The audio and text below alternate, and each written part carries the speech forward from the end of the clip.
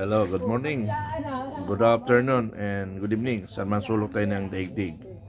Ang pag-usapan natin sa Mutsari at lalo na yung impeachment, kung anong nangyari. Then, pakinggan natin muna yung na report ni Ted Filon na isa na neutral na mystery media reporter.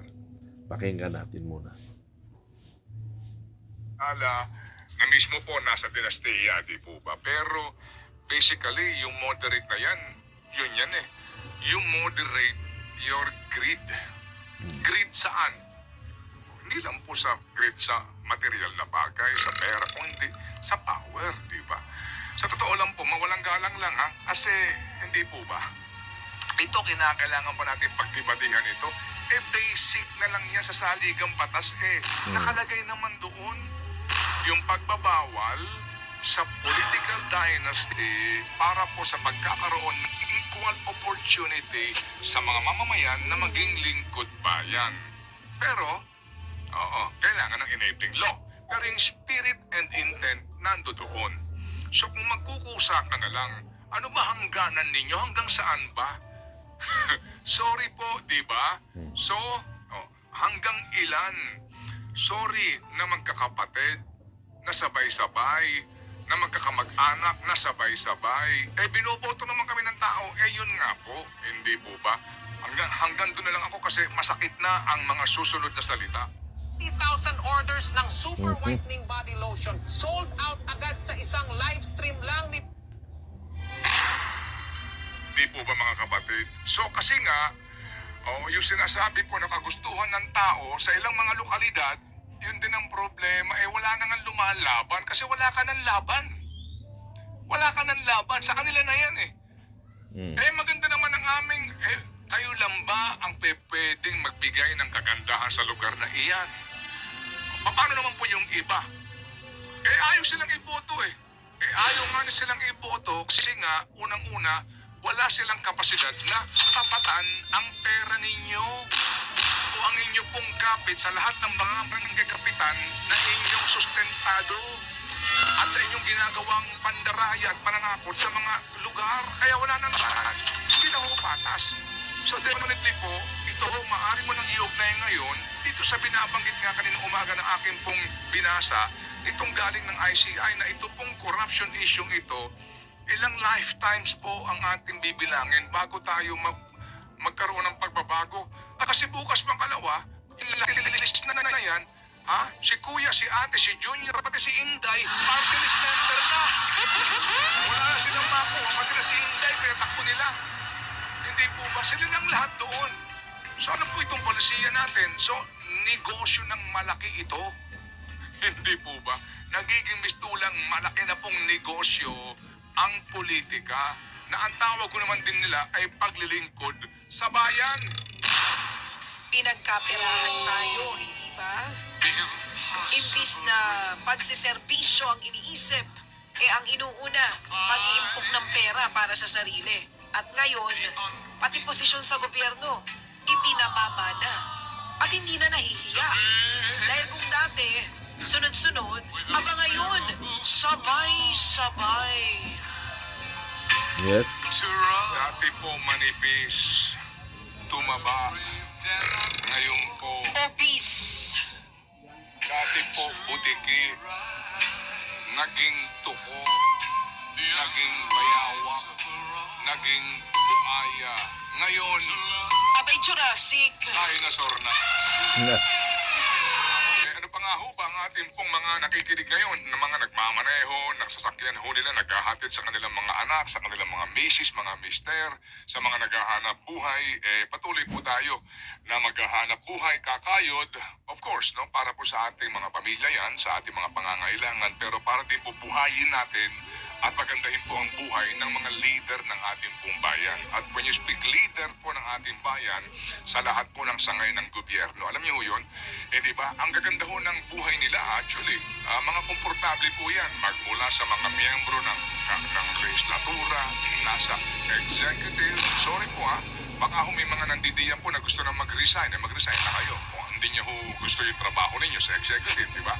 Pero din po sa hudikatura, mawalang galang lang, nakakita ka na ba ng mga nasa hudikatura, lalo na po yung mga nasa kataas-taasan yan, sa Supreme Court, Court of Appeals, na naghihirap sa buhay?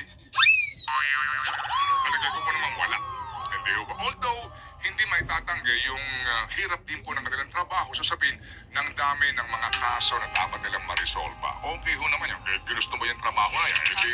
Tama, di ba? Ginusto mo yung trabaho, trabahuin mo ng Opo, maayos. di po ba? Pero ang atin lang po nga kasi ngayon, dito po sa balitang ito ng muli, no? Deny nila doon sa motion ng Kamara sa naging impeachment complaint laban kay VP Sara. Sa kanila pong desisyon na ito, kami po'y mamaya hihingi po ng magpapaliwanag po dito kung sakasakali para mas maintindihan po ninyo. Although, ang sinasabi nga po, may punto naman talaga, no, doon po sa usapin noong initiation. Kasi nga, nung paman din po, sinasabi natin, nung naghain ng impeachment complaint, yung ilang mga grupo, bakit nyo naman ibinudega? Hindi ba? Hindi agad inaksyonan. Yung pala, dinribble nila, and naghintay sila nung second mode. Ang sisti po, yung second mode na iyan, inabot na po ng 20th Congress. So sa maiksing storya, yung pong usapin ng initiation, nalabag na noong pong pang-apat na impeachment complaint na dumaan sa second mode. Papaliwanag pa rin po natin mamaya. Yan muli, ano ho. So assuming nga po na tama po naman po talaga yon. Pero yung po nga yung sinasabi, maging ni Senador Tito Soto, ni SP Soto, na ito po mga kapatid, na desisyon ng kataas-taasang hukuman ay magsisilbing balakid ngayon. Ito ho ngayon ang hirap na yung pagpapanagot sa mga impeachable officials. Ano ang kanyang official statement? Baby girl, kung mamarapatin mo, kung meron ka pa natitirang May natitira pa naman malasakit, sige, go ahead. Sabi dito ni Senate President Tito Soto, it is a sad day for constitutional law students and professors. The Constitution had just been amended unconstitutionally through Supreme Court overreach. It will take decades of retirements to correct this misinterpretation. When the law is clear, there is nothing to interpret, as any first-year law student knows. The decision is clear judicial legislation. The SC, as written in their decision, admitted of introducing a rule for Congress to follow in the conduct of impeachment, a clear encroachment on the power of the legislative branch, as provided for by the Constitution. Impeachment is now an impossible dream. Tumigil ka. Tumigil ka. Gusto mo nang umalis? Ganun ba? Pwede, umalis ka. Pero iwan mo ang susi ng kotse. Possible dream.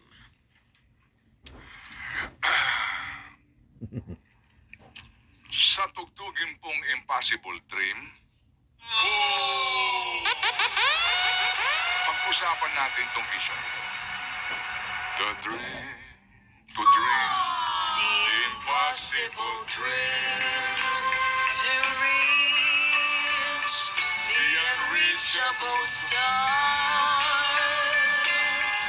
to impeach the impeachable official.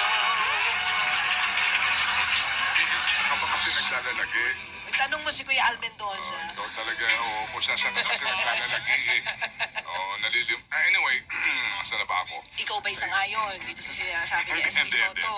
Hindi nga. Yung pong sinasabi po ni SP Soto, no, iksiyan ko na lang po ito. Abangan niyo po mamaya pong ating mas malaliman na pagpapaliwanag po sa isyong ito para ho natin mas maunawaan. Pwede ko po itong i-connect. Ito nga po, ako'y nagulat din nung nagsalita nga itong si dating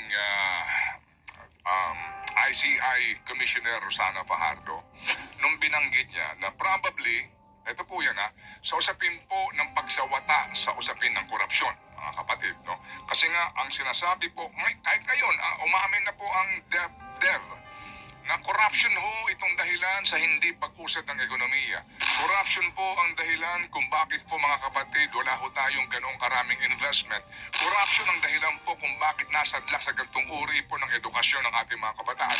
Corruption, corruption, corruption na mula noon hanggang ngayon patuloy pa rin po. So, ang sabi niya rito, probably, if you want to correct government or correct corruption, then it would take several lifetimes. Ibig sabihin, several na henerasyon. Kumbaga, hindi natin kakayanin ngayon sa henerasyon na ito at yung susunod pang henerasyon. Because then you would probably need to take out everyone who is part of the system. Ako, ngayon ko lang siya napakinggan, although ito ay transcript ng kanya sinasabi. Ang kanya sinasabi po dito, doon sa kanyang pakikinig daw po sa ICI hearing nila, na hindi ko naman na live stream yun, sinabi niya na mukhang ano na ito, na master na nila, na perfect na nila. At nalaman nila kung paano mga lulusot at nahanapan ng butas yung mga panuntunan. So corruption, mga kapatid, ito pong provision ng ating saligang batas tungkol doon sa pamamaraan po para sa pag-aalis ng mga impeachable official. Ang isa po sa mga impeachable offense ay yung pong corruption. Hindi po ba na nandoon? Dito sa kasong ito na Supreme Court decision, sabi nga ni SP Soto, mukhang impossible dream nito kasi ngayon napakahirap na mag-impeach, magpapanagot sa mga impeachable official. So paano po yan? Kung ang disenyo po ng ating gobyerno ay may checks and balance, right? Between the three branches of government, paano po ngayon yan? Kung ang sinasabi nga ng ilan dito with all due respect sa kataas-taasang hukuman, hindi ho naman nanggagaling lamang sa amin ito, kundi sa napakarami po ngayon na nag-propose ng kanila pong sentiments, mga sinasabi din pong abogado o constitutionalist, ang sinasabi na, paano yan? Nag-overreach na kayo. Ibig sabihin, sinaklawan nyo na yung kapangyarihan ng isang branch of government. At maaari natin ituring ito na grave abuse of discretion sa pananaw po ng iba. So paano yan kapag yung inaasahan mo na siyang magtatama sa kamalian ng dalawang branch, mismong nagkakamali na? So siguro po sa sinasabi ng huwag nyo nang kontrahin yan, huwag nyo nang labanan yan kasi baka magkaroon ng constitutional crisis. Ngayon baka ituring ng iba na sa kasalukuyan meron na po tayong constitutional crisis. Wala pa ba? Kasi nga, hindi na gumagana yung inaasahan natin na sana nga po ay disenyo ng ating pong konstitusyon para i-correct ang mga mali. Hindi po ba? Yan po ang sinasabi ng ilan. So kumbaga, the Supreme Court declaring the Constitution unconstitutional. Okay. So patuloy tayo hintayin na lang natin ang susunod na mga kabanata. Sa ngayon kasi, ginagawa nilang paraan talaga na maalis si Inday Sara dahil ayaw nila maging pangulo si Inday Sara. Hindi natin alam kung saan konektado itong makakaliwa kasi ang ayaw nila kasi nga anti-insurgency o anti-NPA si Sara Duterte. Now, sabi-sabi at saka trademark na rin ng CIA kung paano paguluhin ang bansa. Ito yung ginagawa nila. Gumagamit sila ng ng kapwa sa bansa, hindi lang sa Pilipinas ang tinutukoy ko. Gumagamit sila ng mga tao doon sa bansa na yan para magkagulo, para may dahilan pumasok ang US. So yan ang gawain ng CIA. Now, bakit ayaw nila kay Inday Sara? Dahil sinasabi nila pro-China.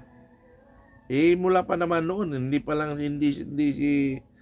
marami na naging presidente na naging pro-China tayo . So magulo talaga ang NPA anti-US. Yung NPA is komunista, di dapat pro-China sila. Pro-Russia sila. Pero pag tinitingnan mo, anti-US sila. Pero US sila nang gumagamit sa kanila. Ang gulo talaga, no? Magulo. So, doon na lang pag-aralan natin. Kaya, huwag tayo makasigurado na pinapaikot tayo ng mga higanting bansa. Yun lang yun. Maraming salamat.